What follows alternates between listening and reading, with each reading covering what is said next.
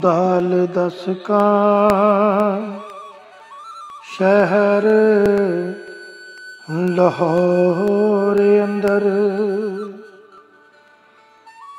किन्ने बूहे ते किन्नियां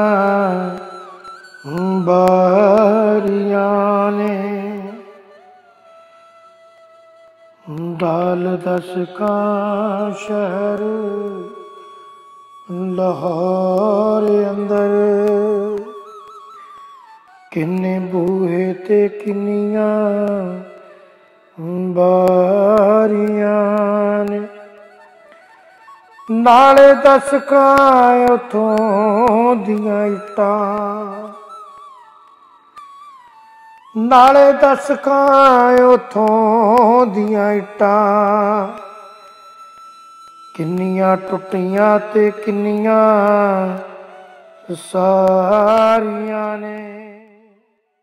ਲਾਹੌਰ ਦੀ ਕਿਤਾਬੀ ਤਾਰੀਖ ਹਜ਼ਾਰਾਂ ਵਰ੍ਹਿਆਂ ਪਹਿਲਾਂ ਸ਼ੁਰੂ ਹੋਈ, ਜਦੋਂ ਹਿੰਦੂਆਂ ਦੇ ਅਵਤਾਰ ਸ਼੍ਰੀ ਰਾਮਚੰਦਰ ਦੇ ਪੁੱਤਰ ਲੌ ਨੇ ਇਸ ਸ਼ਹਿਰ ਦੀ ਨਿਊ ਰੱਖੀ। ਲੌ ਦਾ ਮੰਦਰ ਸ਼ਾਹੀ ਕਿਲੇ ਦੇ ਵਿੱਚ ਹਾਲੇ ਤੀਕਰ ਕਾਇਮ ਹੈ। ਵੰਨ-ਸਵੰਨੀਆਂ ਹਕੂਮਤਾਂ ਵਿੱਚ ਰੰਗ ਬਦਲਦੇ ਇਸ ਸ਼ਹਿਰ ਦਾ ਜੌਬਨ ਮੁਗਲਾਂ ਦੇ ਦੌਰ ਵਿੱਚ ਤੇ ਆਪਣੇ ਅਰੂਜ ਤੇ ਅੱਪੜ ਗਿਆ। ਉਸ ਦੌਰ ਦੀਆਂ ਨਿਸ਼ਾਨੀਆਂ ਸ਼ਾਹੀ ਹਮਾਮ, ਮਕਬਰਾ ਨੂਰ ਜਹਾਂ, ਮਸਜਿਦ ਵਜ਼ੀਰ ਖਾਨ ਤੇ ਸਾਰਿਆਂ ਤੋਂ ਵੱਧ ਕੇ ਸ਼ਾਹੀ ਕਿਲੇ ਦੀ ਸ਼ਕਲ ਵਿੱਚ ਹਰ ਪਾਸੇ ਖਿਲਰੀਆਂ ਹੋਈਆਂ ਨੇ। ਲਾਹੌਰ ਸ਼ਹਿਰ ਦੀ ਮੌਜੂਦ ਤਾਰੀਖ ਤਕਰੀਬਨ ਕੋਈ 2200 ਸਾਲ ਪੁਰਾਣੀ ਸਾਨੂੰ ਮਿਲਦੀ ਹੈ।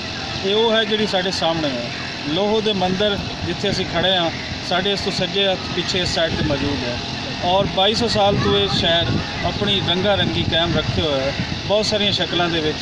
ਕਦੇ ਇੱਥੇ ਕੋਈ ਬਾਦਸ਼ਾਹ ਆਏ, ਕਦੇ ਕੋਈ ਆਏ। 500 ਸਾਲ 550 ਸਾਲ ਪਹਿਲੇ ਦਾ ਇਹ ਸ਼ਾਹੀ ਕਿਲਾ ਜਿਹਦੇ ਵਿੱਚ ਅਸੀਂ ਮੌਜੂਦ ਹਾਂ, ਇਹ ਵੀ ਲਾਹੌਰ ਦਾ ਤਾਰੀਖੀ ਵਿਰਸਾ ਬਣ ਚੁੱਕਾ ਹੈ। ਸ਼ਹਿਰ ਦੇ 12 ਦਰਵਾਜ਼ਿਆਂ ਦੇ ਬਾਹਰ ਵੀ ਚੁਬੁਰਜੀ ਬਾਗ, ਮਕਬਰਾ ਜਹਾਂਗੀਰ ਤੇ ਹੋਰ ਕਈ ਥਾਵਾਂ ਦੇਖਣ ਵਾਲੀਆਂ ਨੇ। ਤੇ ਸ਼ਾਲਾਮਾਰ ਬਾਗ ਤੇ ਆਪਣੀ ਵੱਖਰੀ ਬਨਾਵਟ ਪਾਰੋਂ ਆਲਮੀ ਵਿਰਸੇ ਵਿੱਚ ਵੀ ਸ਼ਾਮਲ ਹੈ। ਅੰਦਰੂਨ ਸ਼ਹਿਰ ਪੁਰਾਣੇ ਲਾਹੌਰ ਵਿੱਚ ਕਾਇਮ ਹੱਟੀਆਂ ਤੇ ਬਾਜ਼ਾਰ ਅੱਜ ਵੀ ਪੁਰਾਣੇ ਦੌਰ ਵਿੱਚ ਲੈ ਜਾਂਦੇ ਨੇ, ਜਿੱਥੇ ਜਾ ਕੇ ਨਵੇਂ ਦੌਰ ਦੇ ਥਾਂ ਪੁਰਾਣਾ ਜ਼ਮਾਨਾ ਯਾਦ ਆ ਜਾਂਦਾ ਏ। ਸਿੱਖ ਤੇ ਅੰਗਰੇਜ਼ ਵੇਲਿਆਂ ਦੇ ਨਕਸ਼ ਵੀ ਸ਼ਹਿਰ ਦੇ ਇਸ ਲੰਮੇ ਸਫ਼ਰ ਦਾ ਹਿੱਸਾ ਨੇ। ਇਸ ਲੰਮੇ ਪੰਧ ਨੇ ਲਾਹੌਰੀਆਂ ਦੀ ਰਹਿਤਲ ਤੇ ਮਜ਼ਾਜ ਨੂੰ ਵੀ ਇੱਕ ਖਾਸ ਰੰਗ ਦੇ ਦਿੱਤਾ ਏ, ਜਿਹੜਾ ਪੂਰੀ ਦੁਨੀਆ ਵਿੱਚ ਮਸ਼ਹੂਰ ਏ। ਤੇ ਇੰਟਰਨੈਟ ਤੇ ਸੋਸ਼ਲ ਮੀਡੀਆ ਦਾ ਇਹ ਦੌਰ ਵੀ ਉਹਨੂੰ ਬਦਲ ਨਹੀਂ ਸਕਿਆ। ਖੂਬੀ ਹੈ ਕਿ ਲਾਹੌਰ ਪਿਛਲੇ 2200 ਸਾਲ ਤੋਂ ਮੁਸਲਸਲ ਆਬਾਦ ਸ਼ਹਿਰ ਬਣਦੇ ਉਜੜਦੇ ਫਿਰ ਬਣਦੇ, ਲੇਕਿਨ ਲਾਹੌਰ ਪਿਛਲੇ 2200 ਸਾਲ ਤੋਂ ਮੁਸਲਸਲ ਆਬਾਦ ਚੱਲਿਆ ਆ ਰਿਹਾ ਹੈ। ਇਹਦੀ ਰੰਗਾ ਰੰਗੀ 2200 ਸਾਲ ਤੋਂ ਕਾਇਮ ਹੈ।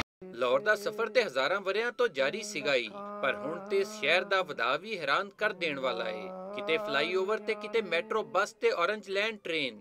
ਹਰ ਆਉਣ ਵਾਲੇ ਦਿਨ ਸ਼ਹਿਰ ਤਰੱਕੀ ਦੀਆਂ ਨਵੀਆਂ ਰਾਹਾਂ ਤੋਂ ਲੰਘ ਰਿਹਾ ਹੈ। ਇਸ ਨਵੇਂ ਸਫ਼ਰ ਵਿੱਚ ਇੱਕ ਪਾਸੇ ਪੁਰਾਣਾ ਲਾਹੌਰ ਦਿਸਦਾ ਹੈ, ਜਿਹਦਾ ਹਰ ਪਾਸਾ ਤੇ ਖੂੰਜਾ ਮਨ ਖਿਚਵਾਂ ਹੈ, ਸਦੀਆਂ ਦਾ ਪੈਂਡਾ ਵੀ ਜਿਹਨੂੰ ਬਦਲ ਨਹੀਂ ਸਕਿਆ।